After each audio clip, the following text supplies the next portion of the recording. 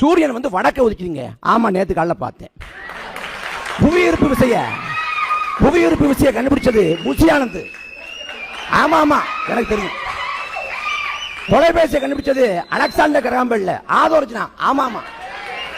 விஜய் என்ன சொன்னாலும் ஒரு 10 லட்சம் பேராவது நம்புவான். இல்ல, இதை நீங்க மக்கள் எல்லாம் கொச்சைப்படுத்துறீங்க.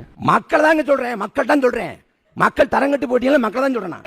யார சொல்றேன்? விஜய் அவர்கள், தளபதி விஜய் அவர்கள் என்ன சொன்னாலும் மக்கள் நம்புவாங்கன்னா, ஆமா அவர் உண்மையை சொல்றாரு, நம்புவாங்க. நீங்க சொன்னீங்களே பாம்பு கடிச்சா அப்படியே நில்லு, அசையாத, விஷம் ஏறாது. ஒரு கட்டுவிரியா மாம்பை கொண்டு வா, அப்புறம் கடிக்க விட்டு பார்ப்போம். இடும்பா உனக்கு கடிக்க விடுவோம். விஷம் ஏறுதா இல்லையா, நீங்க அமைதியா இருங்க. விஷம் ஏறுதா இல்லையான்னு பார்ப்போம். சார், அரிசியை விட சின்னதா ஒரு தோட்டாவான். இப்போ எங்க மௌலானா வந்திருக்கிறாரு. அவர் காவல்துறையெல்லாம் வேலை செஞ்ச நபர்கள், பல நபர்கள் இங்க இருக்கிறாங்க. உயர் காவல்துறை அதிகாரி இதை பார்ப்பீங்க. அரிசியை விட சின்ன தோட்டா எங்கேயாவது பார்த்துருக்கீங்களா? அப்படியே உள்ள போகுமா, அப்படியே விரிஞ்சிருமா. அதுக்கப்புறம் பார்த்தீங்கன்னா அவங்க செத்துருவாங்களா. அவர் சுட்டு பழகினாராம். கடாஃபி வந்து அவருக்கு கற்றுக் கொடுத்தாராம். ஐயா, வைகோ அவர்கள் காட்டியது போல ஒரு காணொலி காட்டுங்க. நீங்கள் வந்து அதிபரோட இருந்த காணொலி ஒன்று காட்டுங்க பார்ப்போம். உங்க அதிபரை காட்ட சொல்லுங்க பார்ப்போம். சார், ஒரு விஷயம் தான் சொல்றேன். எங்க அண்ணன் சொல்றாங்க நம்புவார்னா, உண்மையை சொல்றாரு, சத்தியத்தை சொல்றாரு, சாத்தியத்தை சொல்றாரு. மக்கள் நம்புறாங்க. அதனால தான் இன்னைக்கு அவரை முதலமைச்சராக உட்கார வச்சிருக்கிறாங்க.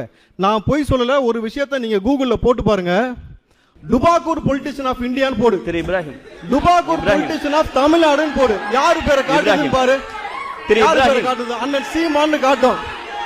சீமான்னு காட்டும். நீ பாரு. திரு இப்ராஹிம். போட்டு பாரு. கூகுள்ல போட்டு பாரு.